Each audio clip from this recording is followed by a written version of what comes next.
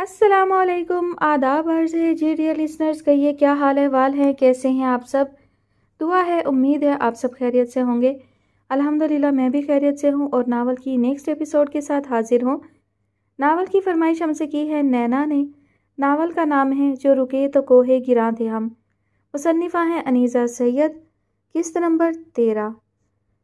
बालका तो कई महीने हो गए भाग गया। उसे गम था कि फ़कीर के डेरे की चाकरी करने के बावजूद उसे कोई इशारा नहीं मिलता। छल्ला था, उजलत पसंद था, इंतज़ार की मुशक्क़त नहीं सह सका, सब्र का प्याला नहीं पी सका। फ़कीर के डेरे की चारदीवारी के साथ तो हमा वक्त सब्र की चादर तनी रहती है। तवक्कल का साया इधर से उधर मंडलाता फिरता है। बेनियाजी बुक्कल ओढ़े जिक्र में मगन रहती है। बालका समझा 4 दिन काढ़ा तैयार करने और खलकत को प्याले भर भर पिलाने से ही इशारा दिया जाएगा। बालके की नज़र सिर्फ अपनी गर्ज पर थी, सो खतरा था कि इशारा मिलने पर भी समझ ना पाता, सो उसका दिल इधर से उठा दिया गया।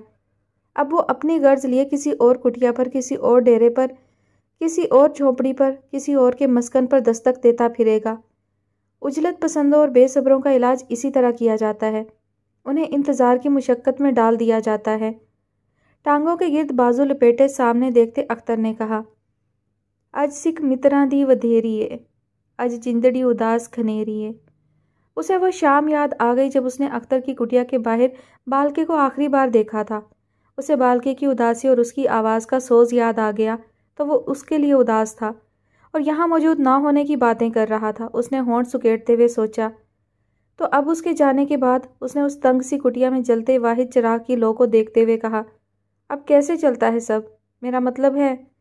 अल्लाह मालिक है बाऊ साहब, अख्तर ने मुस्कुराते हुए कहा। एक बाल का गया कोई दूसरा आ गया। ये बाल के भी सबब की तरह होते हैं जो अल्लाह बंदे को उसके कामों के सिलसिले में लगाता है, और जिनको सबब नहीं लगते वो किस कैटेगरी के लोग होते हैं? ये नामुमकिन है बाऊ साहब कि किसी बंदे को उम्र भर कोई सबब ना लगे। फ़र्क सिर्फ सबब को समझने और उससे फ़ायदा उठाने से पड़ता है। मैंने तो अक्सर लोगों को शिकवा करते ही सुना है कि उन्हें अच्छा सबब नहीं लगा, इसलिए वो ज़िंदगी में अच्छी चीज़ों से महरूम रहे। गिलों शिकवों का सिलसिला इस दुनिया का खेल है बाऊजी, अख्तर ने गुड़गुड़ी का कश लगाते हुए कहा। आपसे पहले यहीं इसी जगह पर एक सरकारी साहब बैठे थे। वो कह रहे थे, साईं जी बददियानती बहुत बढ़ गई है, हर शख्स बेईमानी पर तुला हुआ है। उन्हें गिला था कि उनका गवाला पानी की तरह पतला दूध देता है। मैंने सुना और खामोश रहा, जबकि मेरा दिल चाह रहा था कि कहूँ, साहब अपने गवाले से पूछो उसको किससे गिला है। यकीनन उसे भी बहुत से लोगों से गिले होंगे। सब्जी वाले से गिला होगा कि सब्जी पर पानी छिड़क छिड़क कर उसका वज़न बढ़ाता है और तौल में कमी बेशी करता है। सब्जी वाले को फ्रूट वाले से गिला होगा, चंद दाने अच्छे फ्रूट में गला सड़ा फ्रूट मिलाकर देता है। फ्रूट वाले को मंडी के आड़ती से गिला होगा, वो बिल्टी छुड़ाने में टाइम लगाता है। इतने में कभी आधी कभी पूरी पेटी फ्रूट गल सड़ जाता है। आड़ती को बिल्टी करने वाले सप्लायर से गिला होगा, सप्लायर को महकवे वालों से गिला होगा। सरकार के दफ्तर से इजाज़तनामे देर से मिलते हैं, सरकार के दफ्तर में गवाले के गिले जारी हैं। आपने देखा बाबूजी, सिरा कहाँ से शुरू हुआ और वापस कहाँ आकर जुड़ा? अख्तर ने अपनी सुर्ख सुर्ख आंखें बंद करते हुए कहा। इसी तरह सबब लगने के सिलसिले हैं, मगर इंसान गिला गुजारियों में इतना मशगूल है कि सबब उसके सामने आते हैं, गुजर जाते हैं, उसकी अकल पर, उसकी नज़र पर पर्दा ही पड़ा रहता है। साईं जी, अकल और नज़र के पर्दे हटाने का कोई टोटका तो बताएं। आप बाऊ साहब रहने दो, इन सिलसिलों में मत पड़ो। आपको तो सबब की पहले ही कमी नहीं, मगर आप जो दूसरों को सबब लगाने के चक्कर में पड़ चुके हो, तो साफ बात बताऊं, आपने कौम का मुश्किल में डाल लिया है खुद को। अब जो आप रुके और रुक कर सस्ताने की कोशिश की, तो वक्त आप पर आजमाइश के पहाड़ खड़े कर देगा। आप आजमाइश के उन पहाड़ों को सर कर सकते हैं, पर आप अपने मन के हाथों मजबूर होकर सन के चक्कर में जो पड़ गए हो, वो भी आपके लिए आजमाइश है। नहीं, ऐसा नहीं है। फ़कीर की कोताह नज़र जो देख रही है, वो आप शायद अभी देख ना पाएं। कोई अच्छी खबर भी है हमारे लिए। सत्य ही कह रहा है, अगर आजमाइश के छोटे छोटे पत्थरों को फलांगते आगे गुजर गए तो आपको मन भी मिलेगा, सन भी, और वो भी जिसकी तलाश में आपकी रूह, जान और जिस्म सरगर्दां है। लेकिन जो कहीं रास्ते में रुक गए तो आजमाइश के बिखरे पत्थर सरक सरक कर एक दूसरे के करीब आ जाएंगे और कोहे गिरा साबित होंगे आपके लिए। फिर कड़ा वक्त आ सकता है। मेरी माँ ने अब भी इस चक्कर से निकल आए। हन्ने या बनने की कैफियत में बहुत मुश्किल होती है। आप मेरे हक में दुआ किया करो साईं जी। मैंने कितने ही आस्थानों, कितने ही डेरों और कितनी ही खानकाहों में झांका है, मगर मेरे मन को जो आसूदगी आपके पास आकर मिलती है, कहीं और नहीं मिलती। इसकी वजह यह है बाऊ साहब कि मैं भी आप ही की तरह का आम इंसान हूँ। मैंने भी दुनिया तर्क नहीं कर रखी। रूह की आंख से ज़्यादा तजर्बाकारी और होशियारी की आंख से चीज़ों को देखता हूँ। मुझे इस कुटिया से कारोबार नहीं चमकाना। मैं अपने रिज्क के लिए गले में जमा होने वाले चंदे और हिदिये पर भरोसा नहीं करता। मैं कौन हूँ कोई नहीं जानता। फ़कीर का ये डेरा जितने दिन उजड़ा रहता है, उतने दिन फ़कीर कहाँ रहता है कोई नहीं जानता। फ़कीर दफ्तर में सूट पहनकर बैठा है या किसी मस्जिद में नमाजियों के जूतों पर नंबरों वाले टोकन सजाने में लगा हुआ है। वो किसी स्मगलर की, किसी मुल्क दुश्मन की जासूसी पर लगा हुआ है, या किसी हकीम के मतिब पर बैठा सफ़ूफ की पुड़िया में शफ़ा लपेट लपेट कर मरीज़ों को इस्तेमाल की हदायत के साथ दे रहा है। कोई नहीं जानता, मगर फ़कीर खूब जानता है। रिस्क वही खालिस है जो बातों से नहीं हाथों से कमाया जाता है। आप ये भी दुआ करें साईं जी कि हम सबको ऐसा सोचने की तौफीक मिल जाए। दुआ ही तो करते हैं, दुआ करने के लिए ही बैठते हैं। बाऊ साहब, आप रास्ते में रुकने की गलती कभी ना करना। जो जान जोखों में डाल ही ली तो दरेग ना करना।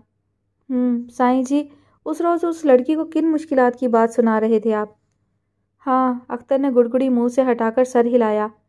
पता है, उस पर मुश्किल किसकी वजह से आनी है? सर मत झुकाओ बाऊ साहब, मन और जन में तवाज़न पैदा करो ताकि वो इस मुश्किल से बच जाए। मेरा दिल डर गया है उस रोज़ से, आप ऐसी बातें मत करो। डरना नहीं, ना डरना नहीं, अख्तर ने उंगली से इशारा करते हुए कहा। आपका मन साफ है बाऊजी, बस सिमत के तयन में भटक रहे हो। जिस दिन उसका तयन हो गया उस दिन सब ठीक हो जाएगा। कमाल की बात नहीं है, कभी डराते हैं कभी तसल्ली देते हैं। मैं मानता हूँ सब ठीक ही कहा होगा, मगर वो जो मन पा लेते हैं, इबादत गुजार होते हैं, तस्बीह के दाने गिराने वाले, तवील सजदों में रातें गुजारने वाले, मैं तो बड़ा गुनाहगार हूँ। वाह बाऊजी, बड़े भोले हो। अख्तर होले से हंसा। इबादत सजदों और तस्बीहों ही का नाम नहीं है। सजदे और क़याम, रुकू बंदगी की अलामत है, मगर इबादत के तो कई रंग और भी हैं। वो जो इसकी मखलूक के लिए आसानियाँ तलाशता है, वो जो उसके बंदों के दिल में बुग़्ज़ और हसद नहीं रखता, वो जो उसके बंदों का बुरा नहीं चाहता, वो भी आबिद है, उसकी इबादत का भी रुतबा है। क्यों घबरा गए बाऊजी? अख्तर हंसकर बोला। फ़कीर को इतनी पर्सनल बातें कैसे पता चल गईं? एक दिन आएगा जब आपको भी पता चल जाया करेंगी। अच्छा, मैं अब चलता हूँ। वो जैसे मज़ीद बर्दाश्त से कासिर हुआ। हाँ, एक दिल ऐसा है जिसको कभी तोड़ना ना उस पर शक करना, क्योंकि आपके मामले में वो बड़ा बेलौस है, बड़ा खरा है। अगर गलती कर गए तो समझो सारी इबादत मिट्टी हो गई। अख्तर ने उसके उठते उठते एक वार्निंग देते हुए कहा। वो झोंपड़ी से बाहर निकल आया। बाहर ताज़ा हवा थी और सांस लेना आसान था। उसने हवा के संग आते धुएं के बादल से चेहरा बचाने की कोशिश करते हुए भी लाशऊरी तौर पर उस सिमत देखा जहाँ से वह धुआं फैल रहा था। एक नौजवान जो शक्ल से तालीम याफ्ता लग रहा था, हल्की मूछें और छोटी छोटी दाढ़ी चेहरे पर सजाए, सर पर प्लास्टिक की सब्ज टोपी रखे, अलाव पर देगची चढ़ाए बैठा उसमें डोई चला रहा था। उस लड़के के चेहरे पर नरमी थी और हल्का सा तबस्सुम। अस्सलामुअलैकुम, उसने आगे बढ़कर उस नौजवान को मुखातिब किया। वालेकुम अस्सलाम, उसने झुकी नज़रों के साथ अदब से जवाब दिया। क्या नाम है तुम्हारा? अब्दुल वदूद। कब से इधर हो? कल ही आया हूँ। ओह, फिर तो अनजान हो गए बिल्कुल। फ़िलहाल तो काढ़ा बना रहे हो? नहीं, आलू की कतलियाँ पका रहा हूँ। Oh, I can feel the difference, Saad ने बेइख्तियार कहा। Every new face is different from the old one. लड़के के जवाब ने उसे हैरान किया। पढ़े लिखे हो? नहीं, लेकिन पढ़ने लिखने के लिए आया हूँ, तिफले मकतब हूँ। अल्लाह करे टिके रहो, पहले वाले बालके की तरह भाग ना जाना। किस्मत पर मुनहसर है, दाने पानी की बात है। उसने हाथ बढ़ाकर अब्दुल वदूद से मुसाफा किया और अपनी गाड़ी की तरफ चल दिया। न जाने क्यों उसे अपना आप अब्दुल वदूद के सामने बहुत छोटा लगा था। एक दिल ऐसा है जिसको कभी ना तोड़ना, ना उस पर शक करना। वापसी सफ़र के लिए दौरान उसने बार बार ये बात दिल में दोहराई। वो दिल किसका था? वो जो उसके मामले में बड़ा खरा और बेलौस था। वो फौरी तौर पर अंदाज़ा ना लगा सका, ना फैसला कर सका था। सूफ़ी और राजी को एक्सटेंशन नहीं मिलने वाली क्या? बिलाल ने साद को अपने ऑफिस में बुलाकर कुछ अहम मालूमात डिस्कस करने के बाद पूछा। आपका क्या ख्याल है? उसने बिलाल सुल्तान की तरफ देखा। मेरा इस बारे में कोई ख्याल नहीं है, यह मुकम्मल तौर पर तुम पर मुनहसर है। तुम जो चाहो फैसला करो। अच्छा, वो हंसा। क्या मैं फ़ैसले करने के लिए इतना आज़ाद हूँ? तुम्हें कोई शक है क्या? शक का पता नहीं, मैं तो कंफर्म करना चाह रहा था, उसने इंटरकॉम का रिसीवर उठाते हुए कहा। मिस लीना, मैं और डैडी इकट्ठे लंच करेंगे, इसके लिए आप शेड्यूल में जो तब्दीली ला सकती हैं ले आइए, उसने बिलाल की सेक्रेटरी से कहा था। बिलाल के लिए ये गैर मुतवक्का बात थी। उन्हें लंच के दौरान एक अहम बिजनेस डील डिस्कस करनी थी। उनके दिमाग ने नफ़ा नुकसान के तमाम पहलू मिनटों में कैलकुलेट किए और खट से जवाब मुरतब किया। कहाँ लंच कर रहे हैं हम? इब्राहिम के ढाबे पर? उन्होंने अपना फ़ोन ऑफ करते हुए पूछा। नहीं, वो आपके म्यार पर पूरा नहीं उतरेगा, साद ने सर हिलाया। हम घर पर लंच कर रहे हैं और उस लंच का स्टैंडर्ड और क्वालिटी ही ज़ूफ़ी और राज़ी के मुस्तकबिल का तयन भी करने वाली है। वो कैसे? उन्होंने बगैर सोचे समझे पूछा। क्या उनकी कारकर्दगी का पैमाना जांचने के लिए इससे बेहतर कोई और ज़रिया होगा कि वो दो अफराद जिनके लिए उनके पास दर्जन भर अमला मौजूद है और जो कभी इकट्ठे किसी एक भी खाने पर मौजूद नहीं होते, वो अचानक इकट्ठे लंच करने उनके पास पहुंच जाएं तो उनका रद्द-ए-अमल क्या होगा? वाइज गाय, बिलाल ने बेइख्तियार कहा, जबकि आपका ख्याल है कि सिर्फ आप ही वाइज हैं और बाकी लोग अदरवाइज हैं। वो मुस्कुराया। साबित हुआ तुम अपने फैसले करने में आज़ाद हो। बिलाल के जहन से साद की बात शायद निकली नहीं थी। हाँ, जब मैं उन जासूसों के अपना पीछा करने का आदी हो जाऊंगा जो मेरी हर हरकत नोट करने पर मामूर हैं, तब साबित हो जाएगा। इस बात में ये इजाफा भी कर लेना था कि जिनको मैं अक्सर चकमा देने में कामयाब हो जाता हूँ, बिलाल ने उठते हुए कहा। वो मेरा ट्रेड है, उसको सराहा जाना चाहिए। देखते हैं, बिलाल दरवाजे की तरफ बढ़ते हुए बोले। साद ज़ेरे लब मुस्कुराया और उनके पीछे चल दिया। ये मैंने कलर की हैं, ये सब। सारा ने सर उठाकर ज़रा सा ऊंचा किया। मगर आई एम सॉरी, इसमें बेहतरी की गुंजाइश काफ़ी ज़्यादा है, साद ने उन फिगर्स पर उंगली फेरते हुए कहा जिनमें सारा ने रंग भरे थे। सारा को अपने कानों पर यकीन नहीं आया था। साद उसकी कारकर्दगी पर तौसीफी जुमले कहने के बजाय उस पर तनकीद कर रहा था। उसने बेयकीनी से साद की तरफ देखा।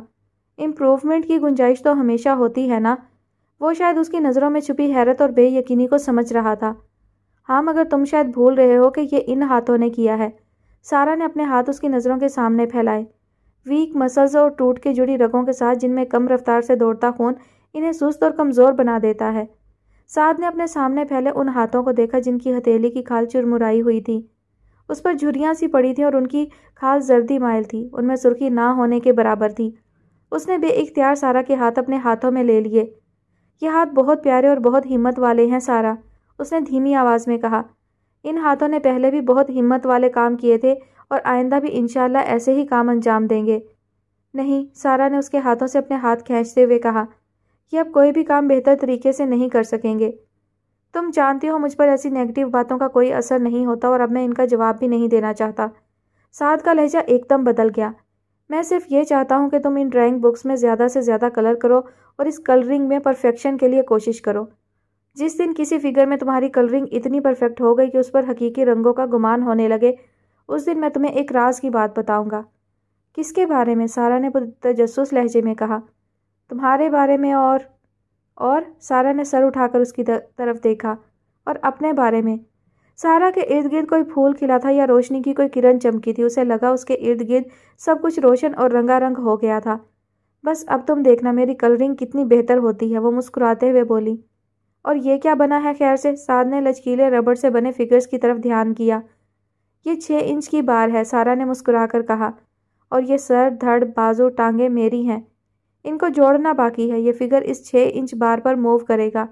इंटरेस्टिंग, साद मुस्कुराया। मुझे भी तो बताओ भाई, ये फ़न कैसे सीखा तुमने?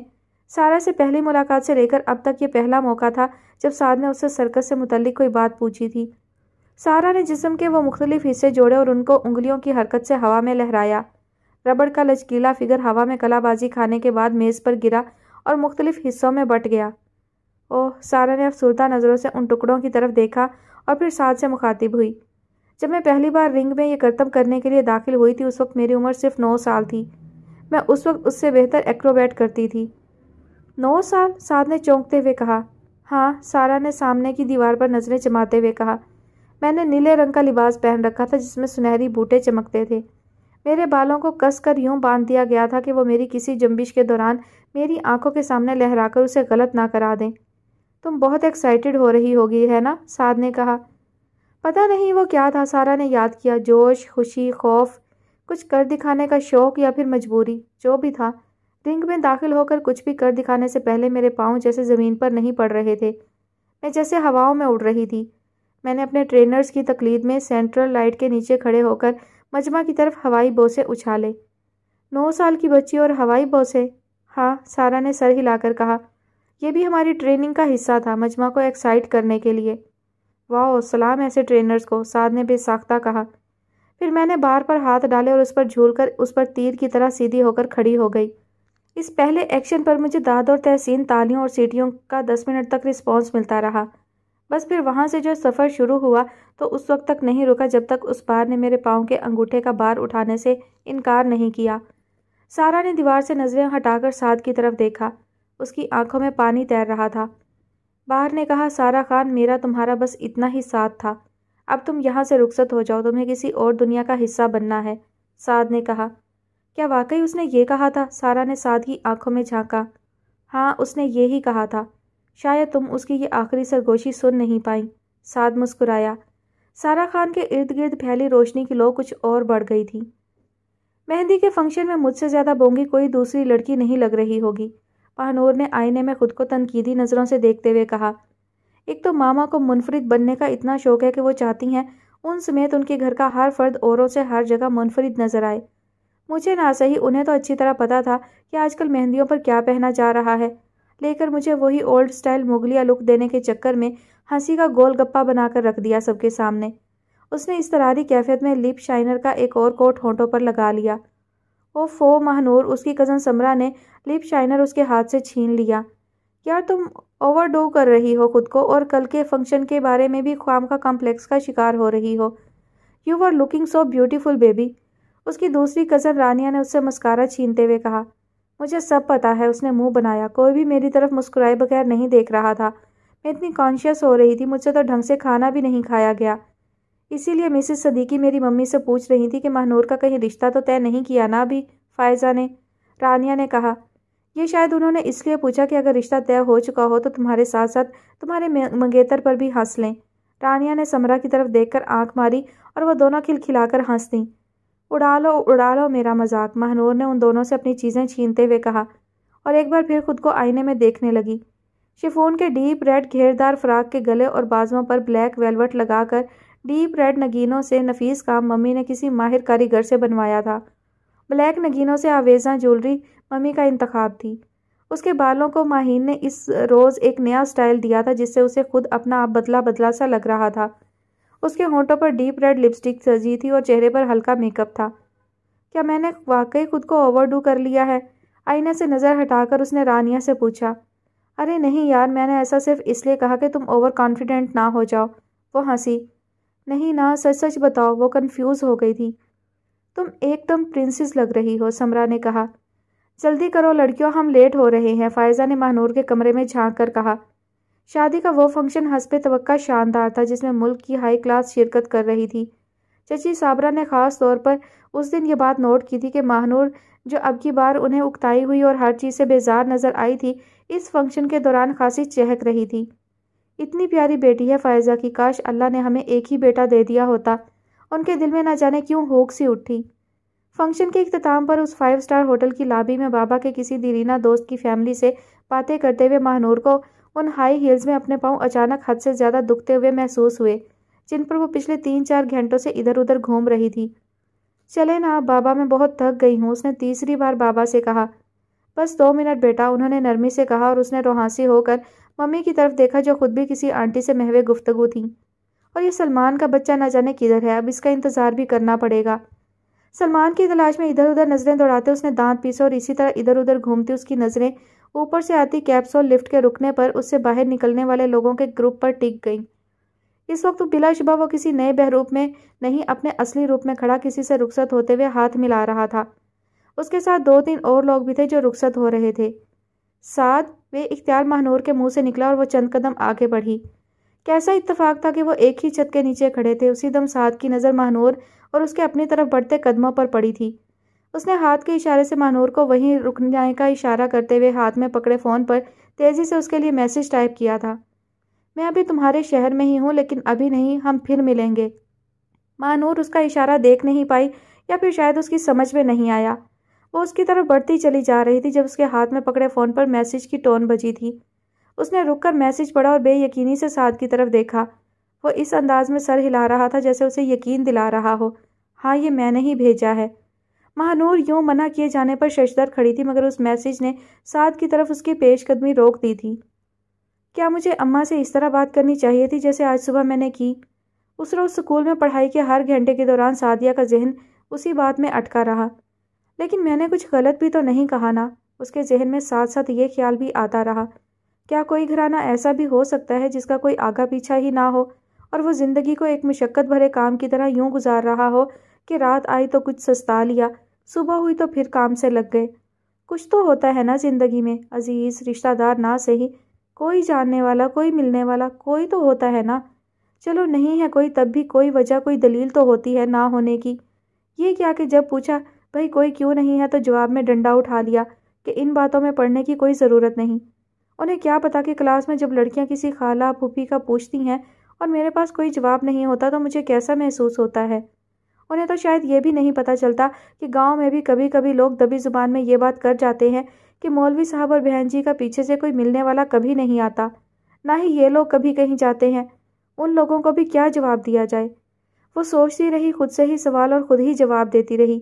اسے بہت سوچنے پر بھی اپنے ماں باپ کا کوئی سراغ ہاتھ نہیں لگتا تھا۔ ابا جی مسجد میں وقت گزار دیتے اور اماں سارا دن گھر کے کونے خدرے میں جھانکتی، کوئی نہ کوئی کام اپنے لیے تلاش کرتی رہتی۔ اس نے اماں اور ابا جی کی آپس کی گفتگو میں سے کسی بات کا سرا لگانے کی بتھیری کوشش کر دیکھی تھی، مگر ان کی گفتگو اتنی رسمی، اتنی نپی تلی ہوتی تھی کہ کسی گزری بات کا شائبہ تک نہیں ہو پاتا تھا۔ کبھی کبھی تو اسے لگتا کہ اماں اور ابا جی صرف اس کے ماں باپ تھے، آپس میں میاں بیوی تھے ہی نہیں۔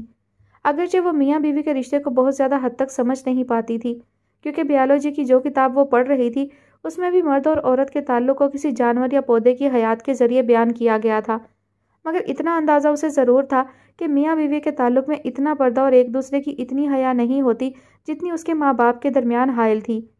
کبھی جو وہ سردی کی دھوپ میں بیٹھ کر پڑھنے کے لیے اتوار کی چھٹی والے دن چھت پر بیٹھ جاتی تو اسے ارد گرد کے گھروں سے رشتوں میں جذبات، محبت، لڑائی، ناراضی اور کھلکھلاہٹ کی اٹھتی مہک اپنی حسیات تک پہنچتی محسوس ہوتی۔ وہ اس وقت اپنے محسوسات کی خود اپنے سامنے ہی وضاحت کرنے سے قاصر رہتی۔ کسی گھر میں میاں بیوی کا تو تکار، کسی گھر میں باپ بیٹے کی گفتگو، کسی گھر کے کھلے دروازے سے آنے والے مہمان کی آمد پر کہے، کسی میں موت پر تعزیت، آوازیں بغیر کسی کوشش کے اس کے کانوں تک پہنچتی اور وہ انہی آوازوں کے ذریعے رشتوں کی اہمیت کو سمجھتے اس عمر تک آ پہنچی تھی کہ دل و دماغ میں اٹھنے والے سوال زبان کے ذریعے آواز پانے لگے تھے۔ اماں نے کبھی نہیں بتایا، میں خود ہی کوشش کر کے پتہ کرتی ہوں اور لازمی پتہ کرتی ہوں۔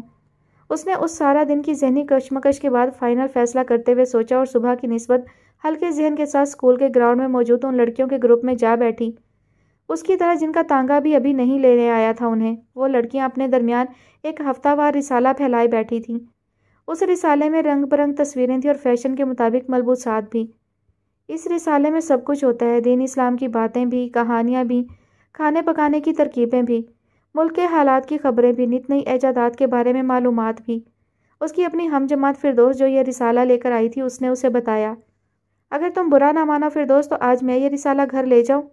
سعدیہ نے تانگے میں بیٹھنے سے پہلے اچانک فردوس سے کہا۔ سعدیہ کا یہ سوال فردوس کے لیے اگرچہ انوکھا تھا، مگر اسے سعدیہ کو وہ رسالہ دینے میں کوئی تامل نہ ہوا جو 2 ہفتے پرانا تھا اور جسے وہ الف تا یہ پڑھ چکی تھی۔ اس نے وہ رسالہ سعدیہ کو دے دیا۔ اس روز سعدیہ اپنے بستے میں ایک نیا جہاں لے کر گھر پہنچی تھی۔ تمہیں روزگار کے جھنجھٹ سے یوں آزاد دیکھ کر مجھے کتنی خوشی ہوتی ہے، کیا تم جانتی ہو؟ شیکھر نے بہت دن بعد نادیہ کے نظر آنے پر اس سے کہا۔ شکریہ، نادیہ ہولے سے مسکرائی، مگر تمہیں یاد رہے کہ کسی کو ادھار دینے کے لیے میرے پاس کوئی پیسہ نہیں ہے۔ میں جانتا ہوں، شیکھر کھلکھلا کر ہنس دیا، اور تمہیں بھی یاد رہے کہ میں ان دوستوں میں سے نہیں ہوں جو ادھار مانگنے کی خاطر ایسی باتیں کرتے ہیں۔ ٹھیک ہے، نادیہ نے کہا، میں تمہارا نام ایسے دوستوں کی فہرست میں آج ہی شامل کر لوں گی جو ادھار مانگنے کی خاطر ایسی باتیں نہیں کرتے، لیکن میں ایسا دوست ضرور ہوں جو یہ پوچھنا چاہے گا کہ نادیہ، کیا تمہاری کوئی لاٹری نکل آئی ہے، کوئی جیک پاٹ ہاتھ لگا ہے، یا کوئی دولت مند رشتہ دار مر گیا ہے؟ شیکھر نے کہا اور کہکہا لگا کر ہنسنے لگا۔ اور میں ایسی دوست ہوں جو کم از کم تم جیسے دوست کو یہ ضرور بتائے گی کہ ان میں سے کوئی بھی بات نہیں ہوئی۔ نادیہ مسکرائی اور اس نے ہاتھ میں پکڑے ڈرنک کی بوتل منہ سے لگا لی۔ اوہ، تو پھر کیا ہوا جو تم ایک دم روزگار ڈھونڈنے کی مشقت سے آزاد ہو گئی؟ یقیناً تم یہ نہیں بتاؤ گی۔ شیکھر نے ترچھی نظروں سے نادیہ کو دیکھا۔ ہرگز نہیں بتاؤں گی کیونکہ یہ میرا راز ہے اور اسے میں کسی پر افشا نہیں کر سکتی، نادیہ نے جواب دیا اور ہنس دی۔ جیسے تمہاری مرضی، شیکھر نے شانے اچکاتے ہوئے کہا اور پاپ کارن کے پیکٹ سے دانے نکال کر کھانے لگا۔ کسی شام آنا، میں تمہیں کافی پلاؤں گی اور سینڈوچ بھی کھلاؤں گی، تو ایسی چیزیں جو مجھے بنانی آتی ہیں، نادیہ نے اٹھتے ہوئے شیکھر سے کہا۔ میں سینڈوچ سے زیادہ بھاجی پوری میں دلچسپی رکھتا ہوں، اگر وہ کسی کو بنانی آتی ہوں تو۔ شیکھر مست ہو رہا تھا۔ انڈین مسالے، نادیہ نے کہا، کسی قیمت پر نہیں، زبان کاٹ دیتے ہیں۔ اور مغربی کھانے، شیکھر نے مندتی آنکھیں کھولتے ہوئے کہا، ایک دم بکواس، زبان چاٹ جاتے ہیں۔ تو مجھے کیوں کہہ رہے ہو؟ نادیہ نے جیکٹ میں ہاتھ ڈالتے ہوئے کہا، میں مغربی نہیں ہوں۔ تو پھر تم کون ہو؟ شیکھر اب مکمل طور پر ٹن ہو چکا تھا، اس کی آواز لڑکھڑانے لگی تھی۔ میں پاکستانی ہوں شیکھر، نادیہ نے شیکھر کی ناک کو انگلی سے چھوتے ہوئے شرارتاً کہا، جی جان سے تمہاری دشمن۔ اور تمہیں یہ بھی نہیں پتا کہ تم پاکستانی مسلمان ہو یا پاکستانی لادین؟ شیکھر نے اپنی مست آنکھیں کھولیں اور کہکہا لگا کر ہنس دیا۔ نادیہ شیکھر کے اس جملے پر ٹھٹکی اور پھر خاموش ہو گئی۔ اس نے ایک نظر شیکھر پر ڈالی جو آنکھیں موندے کوئی یورپی گیت گنگنا رہا تھا۔ وہ کچھ سوچتے ہوئے اس ریستوران کے دروازے تک پہنچی، لیکن وہاں سے واپس مڑ کر وہ دوبارہ شیکھر کے قریب آئی۔ ہے شیکھر، اس نے ایک بار پھر شیکھر کی ناک کو چھو کر اسے آنکھیں کھولنے پر مجبور کیا۔ معاف کرنا، میں نے تمہیں تنگ کیا، اس نے اپنے بالوں کو جھٹک کر چہرے پر سے ہٹاتے ہوئے کہا۔ میں صرف یہ بتانا چاہتی تھی کہ اپنی ڈائری میں آج یاد سے لکھ لینا، نادیہ بلال پاکستانی مسلمان ہے۔ شیکھر نے بمشکل آنکھیں کھول کر اس کی بات سنی، اسے سمجھا اور کہکہا لگا کر ہنس دیا۔ لگتا ہے آج تم نے بھی خوب پی لی ہے نادیہ، وہ بولا اور ہنستے ہنستے آنکھیں موند لی۔ ٹھیک ہی تو ہنسا تھا شیکھر۔ یونیورسٹی روڈ پر سائیکل چلاتے ہوئے نادیہ نے شیکھر کے رد عمل پر اچھی طرح غور کرنے کے بعد سوچا، میرے حلیے گفتگو اور طرز زندگی کو دیکھ کر کوئی کیسے مان سکتا ہے کہ میں پاکستانی مسلمان ہوں؟ یقیناً اس بات کو سال کا سب سے بڑا لطیفہ قرار دیتے ہوئے اتنی ہی زور سے ہنسنا چاہیے جتنی اونچی آواز سے شیکھر ہنسا تھا۔ اسے خود پر غصہ آ رہا تھا یا کسی اور پر؟ یہ شاید اس وقت اس کی سمجھ میں نہیں آیا تھا، مگر وہ اپنا سارا غصہ سائیکل کے پیڈلز پر اتار رہی تھی، جنہیں وہ اتنی تیزی سے گھما رہی تھی کہ وہ چرخ چوں کی آوازیں دینے لگے تھے۔ کیا حال ہے ماہنور؟ آئی ایم سوری، میں نے آپ کو پہچانا نہیں۔ اچھا چلو کوئی بات نہیں، میں نے شاید غلط نمبر پر کال کر دی۔ کیا خیال ہے بند کر دوں فون پھر؟ میں کسی ایسے شخص سے بات کیوں کروں جو اپنی مرضی سے بات کرتا اور پہچانتا ہے؟ مرضی نہ ہو تو بالکل اجنبی بن جاتا ہے۔ میں جانتا ہوں تم سخت ناراض ہو اور تمہیں ہونا بھی چاہیے۔ نہیں، تم کچھ نہیں جانتے اور ہر بار اسی طرح مجھے ہرٹ کرتے ہو۔ آئی ایم سوری، میں بار بار ہرٹ ہونا نہیں چاہتی۔ پلیز ایسی بات مت کرو، کل رات ایسا نہیں تھا کہ میں نے تمہیں پہچانا نہیں۔ ایسا بھی ہرگز نہیں تھا کہ میں تم سے بات کرنا اور تم سے ملنا نہیں چاہتا تھا۔ یقین کرو ایسی کوئی بات نہیں تھی۔ پھر تم نے ایسا کیوں کیا؟ مجھے منع کیوں کیا؟ مجھے میسج کر کے کیوں روکا؟ سمجھو اس میں کچھ مصلحت تھی۔ اس وقت ہم ایک بزنس میٹنگ سے اٹھ کر آئے تھے اور اس وقت میرے ساتھ ایسے ہی لوگ تھے جن کے ساتھ ہمارے صرف بزنس ریلیشنز ہیں۔ تو کیا ہوا؟ مجھے تو صرف تم سے ہیلو ہائی کرنا تھی۔ میرے ساتھ میرے بابا اور ممی تھیں، سلمان بھی تھا، میں تمہیں ان سے ملواتی اور بس۔ میرے ساتھ بھی میرے ڈیڈی تھے ماہنور، اور لوگوں کے علاوہ۔ میں سمجھ گئی تھی، میں نے انہیں دیکھا تھا اور دیکھتے ہی پہچان گئی کہ وہ تمہارے ڈیڈی تھے۔ تم دونوں ایک دوسرے سے انتہا سے زیادہ مشابہت رکھتے ہو۔ تمہارے درمیان صرف عمروں کا فرق ہے، لیکن کیا فرق پڑتا تھا کہ وہ تمہارے ساتھ تھے؟ میں ان سے بھی مل لیتی۔ نہیں ماہنور، تم نہیں سمجھو گی، ڈیڈی کا مزاج عام انسانوں سے بہت مختلف ہے۔ وہ تعلقات اور رشتوں کو بھی بزنس میٹرز کی طرح ہینڈل کرنے کے عادی ہیں، نفع نقصان کی کیلکولیشن کی طرح ان کا بھی کیلکولیٹ کرتے ہیں۔ میں نہیں چاہتا تھا کہ تمہارے جیسی مخلص اور اچھی دوست کے ساتھ میری دوستی کا تعلق ان کی نظروں کے سامنے آئے۔ میرے معاملے میں وہ بے حد حساس بھی ہیں، انہیں ہر اس انسان کی چوکسی کرنے کا خبت بھی ہے جس سے میرا تعلق ہوتا ہے۔ اسی وجہ سے میں اپنے معاملات ان سے بہت خفیہ رکھتا ہوں۔ یہ کیا بات ہوئی؟ وہ تمہارے فادر ہیں، تمہیں ان کے ساتھ فیئر ہونا چاہیے۔ میں ان کے ساتھ ہر معاملے میں فیئر ہوں، مگر میں ان کے مزاج کی وجہ سے اپنے پیارے تعلقات کو جھنجھلاہٹ میں مبتلا نہیں کرنا چاہتا۔ وہ چپ سی ہو گئی۔ تم خاموش کیوں ہو گئی؟ میں جانتا ہوں تم الجھن میں پڑ گئی۔ نہیں ایسی بات نہیں ہے، لیکن میں سوچ رہی ہوں کہ تمہیں یہ بات مجھے پہلے بتا دینی چاہیے تھی، جیسے تم نے اور بہت سی باتیں مجھے بتائیں۔ اگر مجھے پتا ہوتا تو شاید میں اس طرح تمہیں مخاطب نہ کرتی۔ میں تو سمجھی تم لاہور آئے ہوئے ہو، جیسا کہ تم نے بتایا تھا کہ تم آنے والے ہو، اور اتفاق سے نظر بھی آ گئے ہو تو اپنی فیملی سے تمہیں ملواتی۔ میں نے تمہیں میسج میں بتایا تو تھا کہ میں ابھی ادھر ہی ہوں اور انشاءاللہ تم سے اور تمہاری فیملی سے ضرور ملوں گا۔ ہاں ضرور۔ کل کی میٹنگ میری آخری مصروفیت تھی، اس کے بعد میں نے اس سیزن کا آف لے لیا ہے اور اب میں کچھ وقت کے لیے اس ہنگامہ خیز تیز رفتار زندگی سے بالکل فارغ ہوں، اپنی مرضی اور اپنے مزاج کے مطابق وقت گزارنے کے لیے۔ तुम्हारे डैडी अब तुम्हारी चौकसी नहीं करेंगे? करेंगे, कोशिश तो ज़रूर करेंगे, लेकिन मुझे भी उनको जुल देने के बहुत से तरीके आते हैं। वैसे तुम कल रात बहुत तैयार श्यार थी, खैर तो थी? मैंने तुम्हें बताया तो था मेरी कज़न की शादी थी, कल रात बारात का फंक्शन था, और तुम भी तो डिनर सूट में हरगिज़ बंदर के तमाशे वाले नहीं लग रहे थे। हाँ हाँ, आई सी, मगर तुम बहुत मुख्तलिफ लग रही थी। पहले मैं समझा वो तुम नहीं, तुम नुमा कोई लड़की थी और मेरी नज़रें धोखा खा रही थी। क्या वाकई मैंने ओवरडू कर लिया था? ओवरडू क्या मतलब मेरी एक कज़न कह रही थी मैंने खुद को ज़रूरत से ज़्यादा डेकोरेट कर लिया था। इसका मतलब मैं बहुत बुरी लग रही थी। मुझे पहले ही शक था रानिया की बच्ची झूठ बोल रही थी मुझे तसल्ली देने के लिए। वो तो मजाक कर रही थी। वैसे तो मेरे पल्ले तुम्हारी कोई बात नहीं पड़ रही, लेकिन तुम कल रात मुझे हर बार से ज़्यादा मुख्तलिफ लग रही थी। शायद मुझे अपनी बात की वजाहत करनी नहीं आ रही। साफ कहो ना कि मैं चुड़ैल लग रही थी। एक तो मेरी मम्मी, उन्हें मुझे डार्क और ब्राइट कलर्स पहनाने का खब्त है, चाहे वो मुझ पर कितने ही बुरे क्यों ना लग रहे हों। यार तुम तो रोने लगी, ये क्या बात हुई? मुझे ये सोचकर रोना आ रहा है कि कल रात मैं किस कॉन्फिडेंस के साथ सारे फंक्शन के दौरान इधर से उधर उड़ी फिर रही थी, जबकि लोग मेरी चुड़ैलों जैसी शक्ल पर हंस रहे होंगे।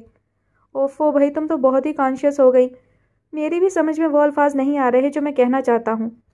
ना भी कहो तो भी मुझे पता है। अच्छा छोड़ो इस बात को, ये बताओ कि आजकल क्या हो रहा है? शादी के हंगामा में कितने ही दिन ज़ाया हो गए और अब तो स्टडीज़ का बहुत ही ज़्यादा प्रेशर होगा। मतलब तुमसे मुलाकात मुश्किल है?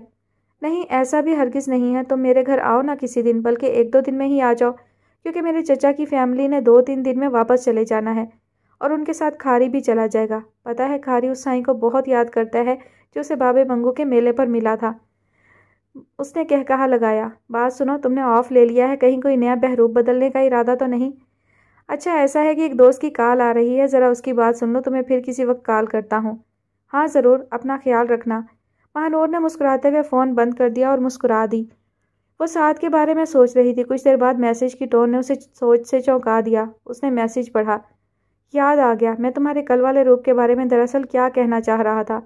मैं कहना चाह रहा था, girl you are amazing just the way you are.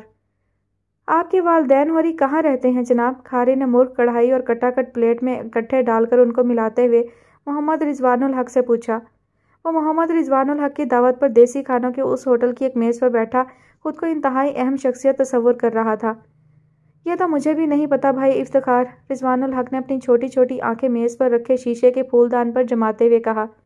शीशे के उस फूलदान में पतली सी शाख पर सजा गुलाब का मसनूई फूल बेबसी से एक तरफ गर्दन झुकाए झूल रहा था। मैंने मुद्दत हुई उन्हें खो दिया, उसने खाने में मगन खारी की तरफ देखते हुए कहा। खारी का लुकमा बनाता हाथ एकदम रुक गया। उसने सर उठाकर रिजवानुल हक की तरफ देखा और फिर सर हिलाकर तवज्जो दोबारा लुकमे पर मबजूल कर ली। बड़े खुशकिस्मत हो जी फिरते तुसा ने उनको खो दिया। इसका मतलब यह हुआ कि आपने ओना को कभी पाया भी था, है ना? उसने तायीद तलब नज़रों से रिजवान को देखा। मतलब तुसा ने अपने वालदैन देखे हैं? रिजवान ने सर हिलाया। हाँ देखे हैं इफ्तिखार भाई, उसने कहा। जब मैं छोटा था तो माँ और बाप दोनों के साथ रहा करता था। तो फिर आप तो खुशकिस्मत हुए ना जी। खारी ने रोटी के आखिरी निवाले से प्लेट साफ करने के बाद निवाला मुंह में डालते हुए कहा। रिजवान शायद खारी की बात समझ नहीं पाया था, इसलिए उसने गोमगो में जवाब दिया। मैं हूं ना। खारी ने टिश्यू पेपर से साफ करके अपने हाथ सीने पर रखते हुए कहा। मैंने अपने माँ प्यो देखे भी नहीं, मैं उन्हें की शक्लों से भी वाकिफ नहीं, मुझे उनका नाम पता आगा पीछा भी नहीं पता। मासी जन्नत कहती है, खारी बहू बोती पर चोले ना किया कर, बोते सवाल ना पूछा कर। अगले कहेंगे जाओ ये इफ्तिखार अहमद, पता नहीं तू हलाल का भी है कि नहीं, उसने हंसते हुए कहा। रिजवानुल हक ने देखा, हंसते हुए खारी की आंखों में आंसू चमक रहे थे। इसलिए तो मैं सोचता भी नहीं, मैं तो कुछ पूछता भी नहीं। खारी ने अपने हाथ में पकड़े टिश्यू पेपर से आंखें खुश्क करते हुए कहा और सर उठाकर रिजवान की तरफ देखा। बोता हंसिए तो आंखों में अथरू आ जाते हैं। उसने मुस्कुराकर आंखों पर एक दफ़ा फिर टिश्यू पेपर रख लिया। पता नहीं इफ्तिखार भाई, रिजवानुल हक ने झरझरी लेने के बाद सर हिलाया। कौन ज़्यादा खुशकिस्मत है? लेकिन एक बात है, मैंने खुद अपने माँ बाप को छोड़ा। मैं बहुत साल पहले घर से भाग गया था। अच्छा जी, खारी ने हैरत का शिकार होते हुए कहा। फ़र्क देखो इफ्तिखार भाई, तुमने माँ बाप नहीं पाए, फिर भी अल्लाह ने तुम्हें एक महफूज ठिकाने पर पहुँचा दिया। मैंने माँ बाप पाए लेकिन ठिकाने को लात मार दी। तुम्हें यह फ़िक्र नहीं सताती कि सारा दिन काम करने के बाद रात कहाँ गुजारनी है? मुझे ये फ़िक्र सारा दिन ढंग से काम नहीं करने देती कि दिन तो गुजर गया, रात का क्या होगा? खारी आंखें खोले दम बखुद बैठा रिजवान की बात सुन रहा था। तुमने आँख खोली, होश संभाला तो अपने ना सही अपनों जैसे कुछ रिश्ते अपने इर्द गिर्द पाए।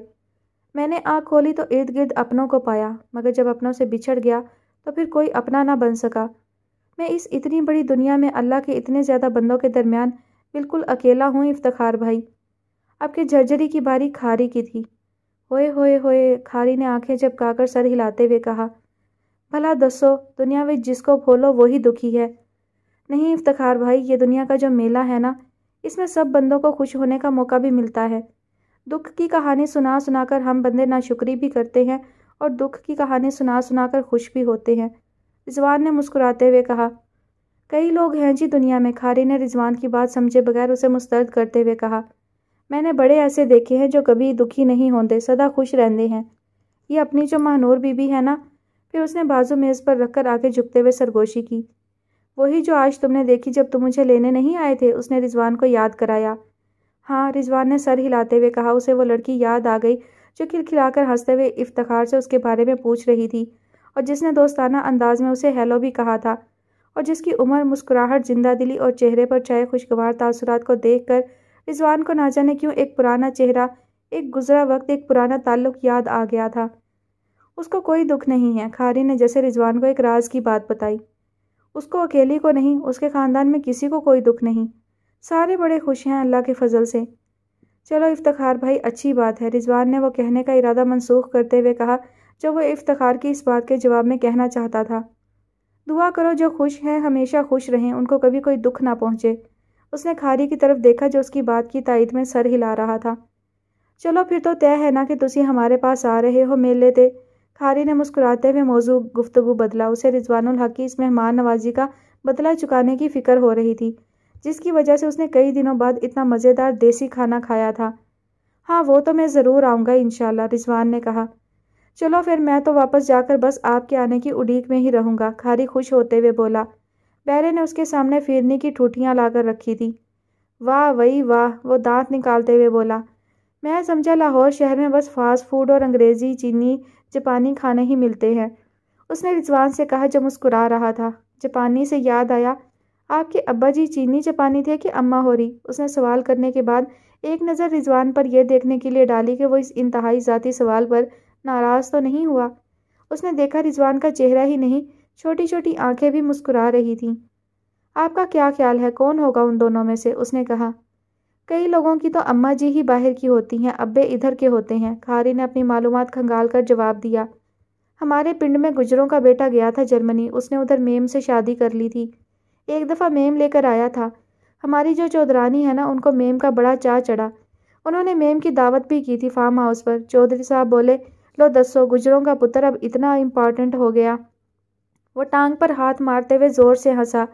रिजवान दिलचस्पी से उसकी बात सुनते हुए मुस्कुराया, पर उसके बाद वो मुड़ के नहीं आया। खारी ने अपनी बात जारी रखते हुए कहा, इतने इतने उसके न्याणे हैं। उसने हाथ की बुलंदी से अंदाज़ा कराते हुए कहा, चिट्टे दूध निरे अंग्रेज़। ओना की तस्वीरें गुजरों के घर बैठक की दीवार पर फ्रेम में लगी हैं। रिजवान ने मुस्कुराते हुए सर हिलाया। पर जनाब तुसी क्यों वापस आ गए बाहर से? उधर अम्मी जी के पास ही रहना था, अब्बे होरों की कमाइयाँ खाते आराम से। ओए होए, आप उधर से भाग के तो नहीं आए होगे, हवाई जहाज़ में उड़ के आए होगे। आइंदा ये ना कहा करो कि मैं घर से भागा था, कहा करो मैं घरों उड़या था। वाह इफ्तिखार भाई, आप बातें बहुत मज़े की करते हो, रिजवान ने बेइख्तियार हंसते हुए कहा। खैर जो भी हुआ होगा, आपकी मर्जी थी, नहीं रहे माँ प्यो के पास, खारी ने बात ख़त्म करते हुए कहा। पर आपको पता है एड्रेस तो याद होगा ना? उसने सवालिया अंदाज में रिजवान को देखा। तो फिर कभी वापस चले जाओ, माँ प्यो माफ़ कर देते हैं, कोई बात नहीं होती। ठीक कहते हो इफ्तिखार भाई, रिजवान ने उठते हुए मतानत से जवाब दिया। मगर बहुत से काम हम चाहते हुए भी नहीं कर पाते। चलो कोई बात नहीं, खारी ने खड़े होकर रिजवान के शाने पर हाथ रखा। पर आगे से एक बात याद रखना। वो क्या? रिजवान ने खारी से किसी नसीहत की तवक्का की। मुझे भाई कहा है तो मुझे खारी कहकर बुलाया करो, और ये आप जनाब भी नहीं करनी। तुसी भावें किन्ने बड़े हो मुझसे, मैंने भी आप जनाब नहीं करनी आइंदा तो। ओके ओके खारी भाई, डन, रिजवान ने मुस्कुराकर कहा। डन नहीं, डजन डजन, खारी ने फर्जी पिस्तौल तानते हुए मुंह से आवाज़ निकाली। दोनों ज़ोर से हंस दिए। तुम्हें एक बात बताऊं? महानूर ने महवियत से साद को देखते हुए कहा। हाँ ज़रूर, तुम डिनर सूट में वाकई बहुत अच्छे लग रहे थे। थैंक यू, वो मुस्कुराया। उस रोज़ मैं समझी कि जैसे तुमने मुझे खुद को मुखातिब करने से रोका है तो क्या पता ये भी तुम्हारा कोई बहरूप हो। वो ज़ोर से हंसा। रूप में बहरूप नहीं होता लड़की, बहरूप देखना था तो कल तुम लंडा बाजार आती। हैं वाकई? महानूर का बाजू और हाथ पर टिका चेहरा अपने उस स्टैंड पर हिल गया। हाँ, वो मुस्कुराया। तुमने वो जरासीमों से भरपूर पुराने किसी के उतरे कपड़े बेचे? महानूर की आंखें पूरी की पूरी खुल गईं। हाँ बिल्कुल। साद ने अपने हाथ आगे बढ़ाकर महानूर के सामने फैलाए। मगर देखो, मुझे कुछ नहीं हुआ अब तक। शायद मैं तुम्हें कभी समझ ना पाऊँ। महानूर ने सर हिलाया। तुम ये सब क्यों करते हो? क्या करोगी समझ कर? उसने कहा। ऐसे ही ठीक है। गोया तुम आजकल ऑफ हो फिर से। हाँ, सीजनल ऑफ, उसने मुस्कुराकर जवाब दिया। वो जो उस रोज़ तुम्हारे राइट हैंड पर खड़े थे, वो जो बिल्कुल तुम्हारे जैसे थे, उम्रों के फ़र्क के सिवा वो तुम्हारे डैडी थे। हाँ, कैसे लगे तुम्हें? एकदम ज़बरदस्त, महानूर ने बच्चों की तरह पुरजोश अंदाज में कहा। इतने हैंडसम और ग्रेसफुल। मैंने बताया था तुम्हें कि वो ऐसे ही हैं। लेकिन क्या तुम दोनों सीआईडी के एजेंट हो या फिर खुफिया एजेंसी वाले तुम्हारे पीछे लगे हैं जो तुम उनके सामने मुझसे मिलना नहीं चाह रहे थे? महानूर को एक बार फिर उस दिन वाली मायूसी याद आ गई। ऐसा कुछ नहीं है, साद ने शक्करदान से चीनी अपनी चाय के कप में डालते हुए कहा। मैं दरअसल उनका इकलौता और कीमती बेटा हूँ, शायद उनका दुनिया में वाहिद रिश्ता। इसीलिए वो मेरे मामले में इतने हसास हैं कि हर वक्त मेरी निगरानी पर तुले रहते हैं। उन्हें मुझसे मुतल्लिक किसी नए शख्स का पता चल जाए तो उसके बारे में भी चौकन्ने हो जाते हैं कि कहीं वो नया शख्स मुझे कोई नुकसान तो नहीं पहुंचाने वाला। बस इसीलिए मैं उनसे अपने कुछ ऐसे ताल्लुक छुपा कर रखता हूँ, मुबादा मेरा इतना प्यारा ताल्लुक उनकी छानबीन का शिकार ना होने लगे। तौबा है, कितनी अननेचुरल ज़िंदगी है भाई, महानूर ने झंझलाते हुए कहा। बस ऐसी ही है, क्या किया जाए। साद ने सर तिरछा करते हुए महानूर को देखा। लगता है तुम जल्द तंग आ जाओगी मुझसे और मेरी दोस्ती से। नहीं, हरगिज़ नहीं, महानूर ने सख्ती से सर हिलाया। मैं तुम्हारे बारे में इतना तो बहरहाल जानती हूँ कि तुम कैसे हो। वाकई? साद ने मुस्कुराकर उसे देखा। जब भी मेरे बारे में फ़ौरन बदगुमानी का शिकार हो जाती हो। वो इंसानी फितरत का तकाजा है, महानूर ने बेनियाजी से कहा। वैसे लंडे के कपड़े हो तुम, उसने झरझरी लेते हुए कहा। मुझे तो वहशत हो रही है ये सोचकर। कल अगर तुम मुझे वहाँ देख लेती तो कौन हो तुम कौन हो की पुकार डालती आगे बढ़ती और क्या पता कपड़ों की उस लाट पर जा गिरती। साद ने उसे चिढ़ाया। तौबा, अल्लाह ना करे, महानूर को तसव्वुर करके खौफ आ गया। अच्छा ये बताओ कि तुम मेरे घर कब आ रहे हो? फिर उसने मौजू बदला। जब तुम बुलाओगी। मैं तो आज भी चाह रही थी कि तुम मुझे यहाँ बुलाने की बजाय मेरे घर आते। मैंने सोचा पहले तुम्हारा मूड चेक कर लूँ फिर तुम्हारे घर पहुँचूँ, कहीं अब के तुम पहचानने से इनकार कर दो। ऐसा हो ही नहीं सकता था, महानूर ने फ़ौरन जवाब दिया।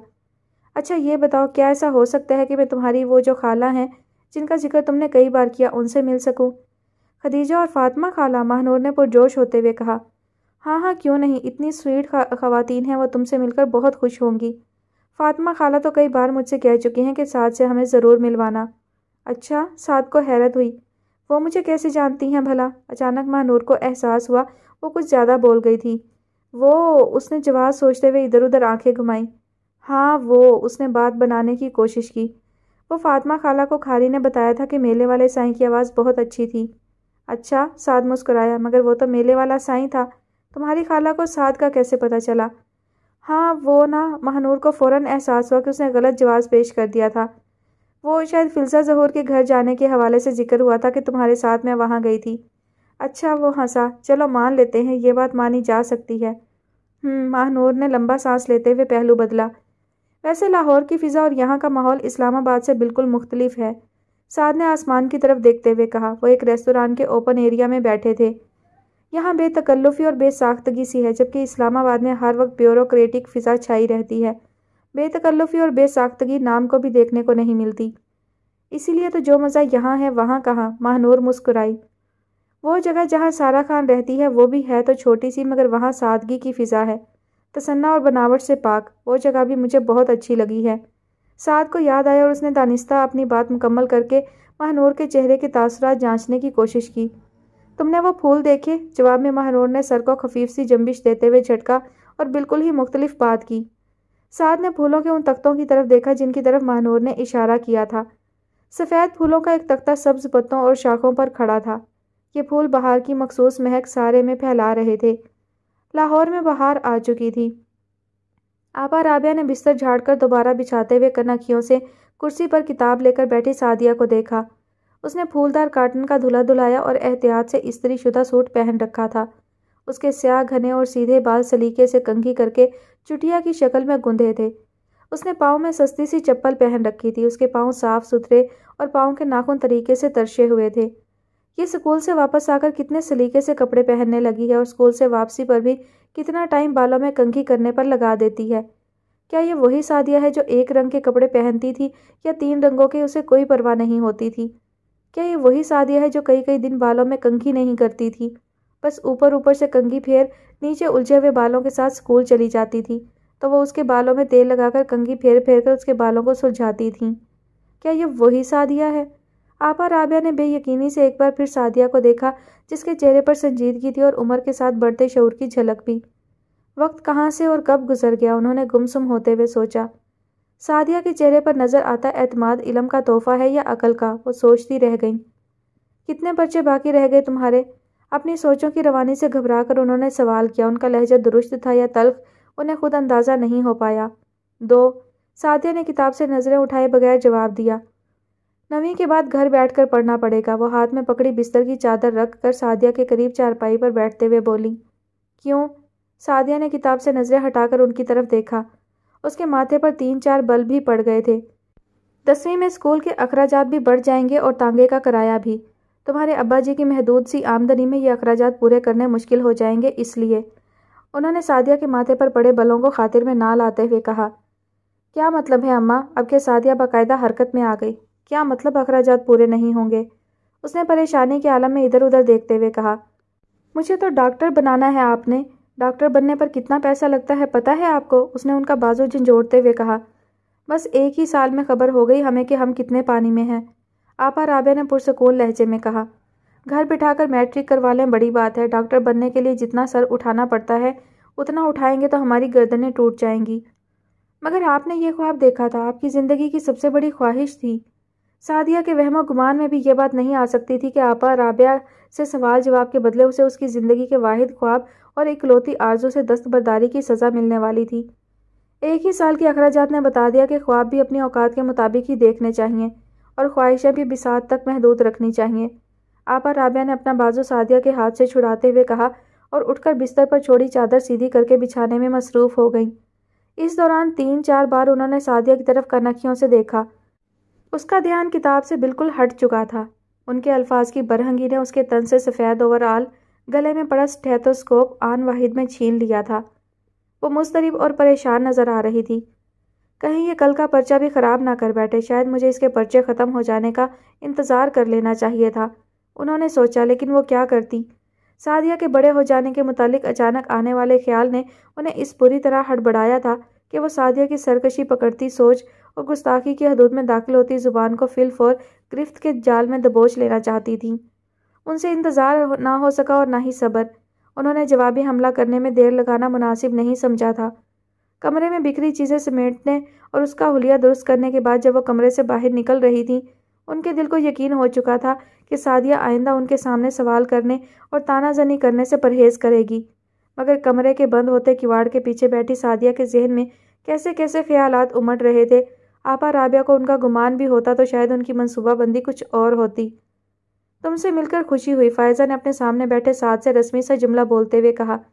مجھے ان بچوں سے مل کر خوشی ہوتی ہے جو اچھے طریقے سے اپنے کیریئر میں سیٹل ہو چکے ہوتے ہیں، کیونکہ ایسا ہو جانے کے بعد ان کے پیرنٹس کو سکھ کے سانس لینے کا موقع ملتا ہے۔ کیا یہ ہمیشہ اتنے ہی کیلکولیٹڈ الفاظ بولتی ہوں گی؟ سعد نے اپنی پلیٹ میں رکھے چیز بالز میں سے ایک میں کانٹا کھبوتے ہوئے سوچا۔ اسے ایسے لوگوں سے مل کر کبھی بھی بہت زیادہ خوشی نہیں ہوتی تھی جو الفاظ اور لمحوں کی جمع تفریق کرنے کے بعد ایک خاص تناسب کے ساتھ بولنے کے عادی ہوتے تھے۔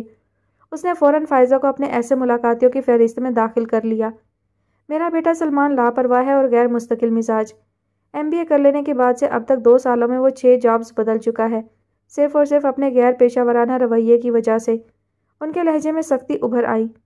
اور یہ ماہنور ہے، انہوں نے تنقید کا رخ ماہنور کی طرف موڑا۔ میں نے اپنی زندگی میں اتنی لاپرواہ اور غیر ذمہ دار لڑکی کوئی دوسری نہیں دیکھی۔ سعد نے نظر اٹھا کر ماہنور کی طرف دیکھا جو اپنی ماں کی ان باتوں سے بے نیاز ناخنوں پر تازہ لگائی نیل پالش کو پھونکے مار کر سکھانے کی کوشش میں مصروف تھی۔ اسے ابھی تک یہی معلوم نہیں ہو سکا کہ یہ جو کچھ پڑھ رہی ہے کس لیے پڑھ رہی ہے، اسے پڑھ لینے کے بعد اس نے کرنا کیا ہے۔ ہر دوسرے دن مستقبل سے متعلق اس کے منصوبے بدل جاتے ہیں۔ कभी ये आर्ट की दुनिया में इनकलाब लाने का मंसूबा बना रही होती है, कभी एनजीओ बनाने और चलाने का अज़म हो रहा होता है, कभी अपने चचा के साथ एग्रीकल्चर की फील्ड में इनकलाब बर्पा करने के प्लान बन रहे होते हैं, तो कभी किसी खाला के पास मुल्क से बाहर जाकर कोई रिसर्च करने का प्रोग्राम बन रहा होता है। हालांकि इन सब मंसूबों का इस मजमून से कोई ताल्लुक नहीं जो ये असल में पढ़ रही है। उन्होंने एक सख्त निगाह महानूर पर डाली। इसके साथ की लड़कियां मैंने देखा है अपनी मसरूफ़ रूटीन के बावजूद मुख्तलिफ निजी कंपनियों के लिए फ्रीलांसिंग कर रही हैं। क्यों भला? उन्होंने सवालिया नज़रों से साद को देखा। इसलिए कि वो अपनी प्रोफेशनल लाइफ और फ्यूचर कैरियर के बारे में सीरियस हैं, उन्होंने खुद ही जवाब देते हुए कहा। जबकि इसके बारे में तो सोच सोच कर मेरी अकल जवाब दे गई है। जिस लड़की को इतने सालों में ये पता नहीं चला कि उसे किस मौका पर कौन सा ड्रेस पहनना चाहिए, उससे फ्यूचर प्लानिंग में संजीदगी की तवक्का कैसे की जा सकती है? हमारे जैसे पेरेंट्स की फ़िक्रें कौन समझ सकता है जो औलाद की बेहतरी के लिए भागे फिरते हैं और औलाद है कि अपना कोई सिरा तक नहीं पकड़ाती। उन्होंने अफसुर्दगी के साथ साद को देखा और अपना चश्मा उतारकर साफ करते हुए उठकर खड़ी हो गई। अच्छा भाई साद सुल्तान, एक बार फिर कहूँगी, तुमसे मिलकर बहुत खुशी हुई। प्लीज़ तकल्लुफ़ मत करना, कंफर्टेबल होकर चाय इंजॉय करो। मुझे एक ज़रूरी काम से ना जाना होता तो मज़ीद तुम्हारे साथ बैठती। वो आहिस्तगी से साद का शाना थपथपाते हुए निपे तुले अल्फाज बोलने के बाद कमरे से चली गई। उनके जाने के बाद साद और महानूर ने एक दूसरे की तरफ देखा। महानूर बेइख्तियार हंस दी। तुमने देखा मेरी मम्मी कितनी टाइम कॉन्शियस हैं, वो मुस्कुराते हुए बोली। कितने वक्त में उन्हें कितनी बातें करनी है उन्होंने पहले से सोचा होता है। हाँ, मैं भी यही सोच रहा था, साद ने सर हिलाया। मगर उन्हें तुमसे इतनी शिकायतें क्यों हैं भाई? उसने शरारत भरे अंदाज में महानूर को देखा। दरअसल मम्मी पक्की परफेक्शनिस्ट हैं, वो अपने मुकर्रर करदा मेयार से नीचे हमारे लिए कुछ सोच ही नहीं सकती। और हम हैं, बल्कि हमसे ही क्या, हर एक से, मतलब बाबा से लेकर घर के एक आम मुलाजिम से ये तवक्का करती हैं कि वो इस परफेक्शन के मेयार को छुए जो उन्होंने अपने जहन में सोची हुई है। किसी काम में, किसी बात में कोई भी कजी या कमी उन्हें टेंशन में डाल देती है।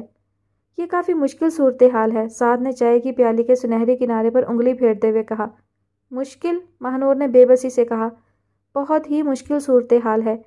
एक दफ़ा ऐसी ही टेंशन का शिकार होकर मम्मी अस्पताल भी पहुंच चुकी हैं, उसने बताया। तो फिर तुम लोग यकीनन उन्हें गैर मामूली से ज़्यादा टेंशन देते होगे, साद ने कुछ सोचते हुए कहा। नहीं, ऐसा नहीं, महानूर ने उठकर कमरे की खिड़की पर तने दबीज पर्दों की डोरी खींचकर हटाते हुए कहा।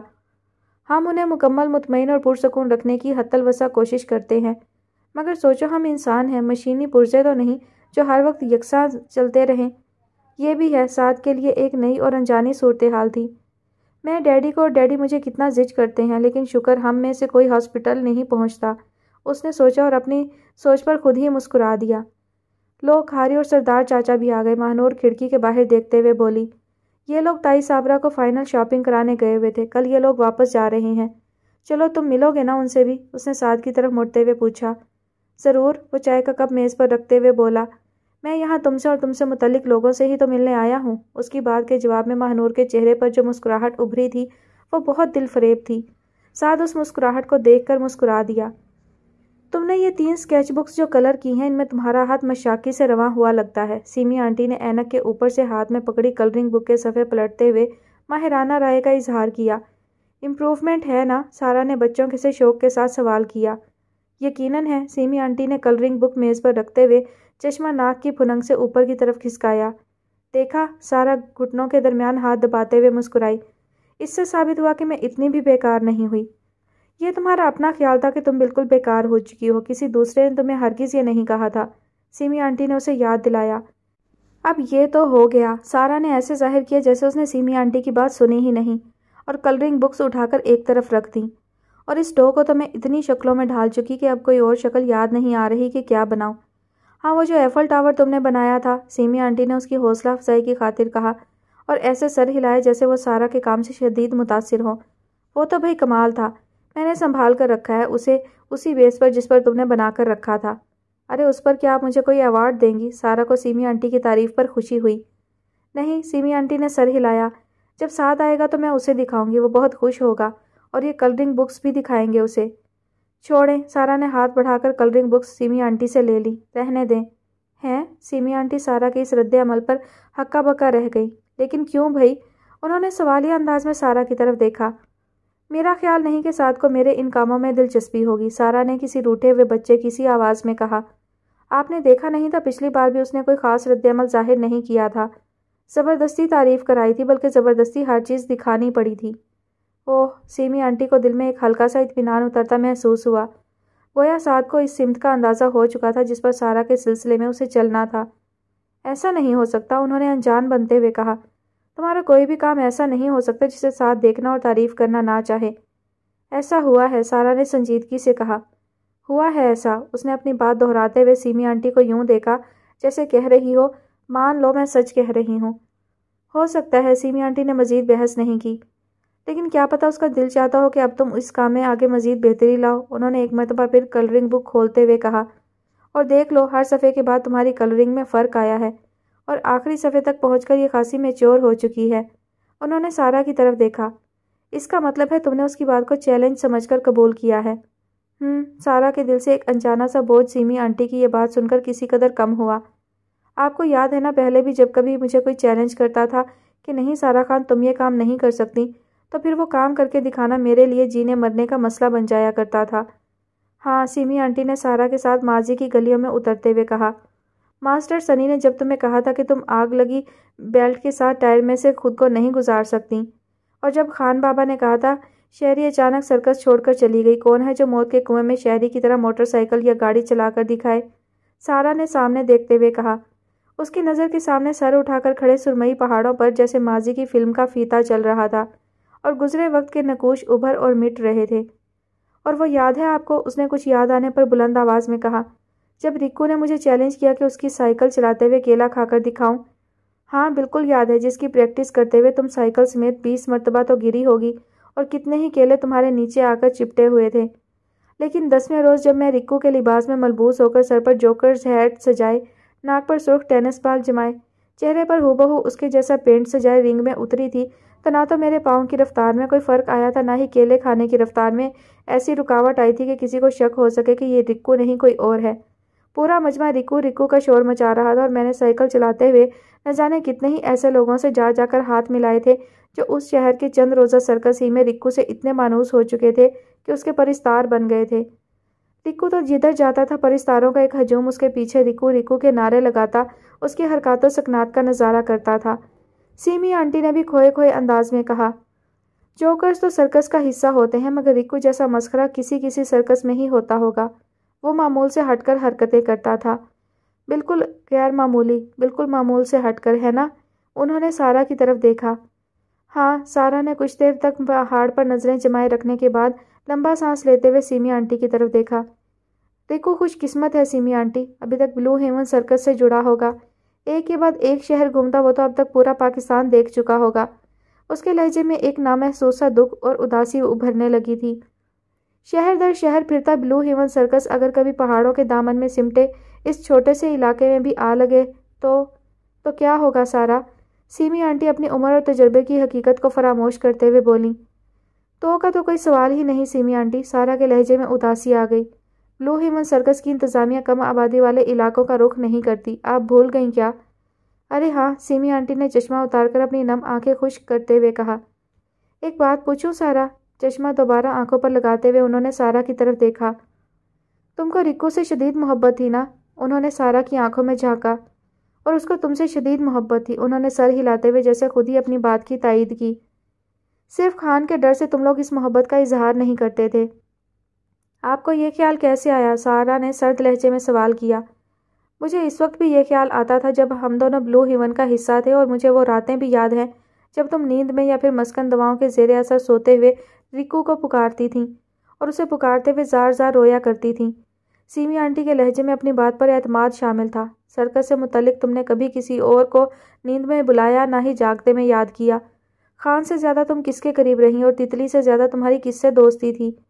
ماسٹر مجو جو تمہیں ٹریننگ دیتا تھا، اور مس نینا جو تمہارے بال سنوارتی اور میک اپ کرتی تھی، تم نے وہاں سے آ کر بھولے سے کسی کو یاد نہیں کیا؟ صرف رکو ہی کیوں؟ بھلا رکو ہی کیوں؟ سیمی آنٹی نے بات کے آخر میں وہ 2 دفعہ اپنا سوال دہرایا اور سامنے دیکھنے لگی۔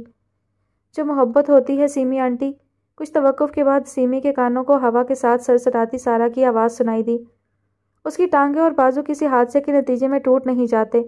محبت کی رگوں میں دوڑتا جذبات کا خون انسان کے ساتھ ہونے والے حادثے کے بعد نکلنے والے خون کی طرح بہہ کر نچڑ نہیں جایا کرتا۔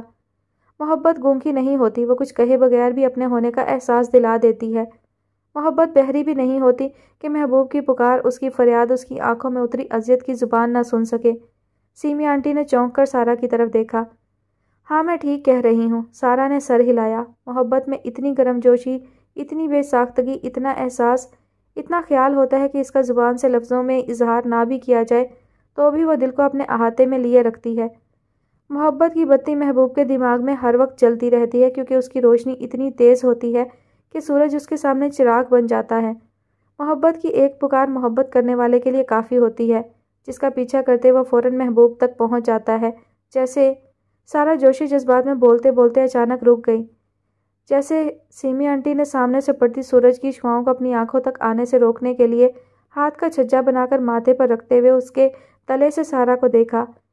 जैसे साद की मोहब्बत जो मेरी हर पुकार सुन लेती है, जो मेरी हर रम्ज़ को जान लेती है, जो मेरा हर इशारा समझ लेती है। सारा के अल्फाज थे यह ताकतवर करंट जो सीमी आंटी की समातों से टकराया था। उन्होंने बेयकीनी से सारा की तरफ देखा।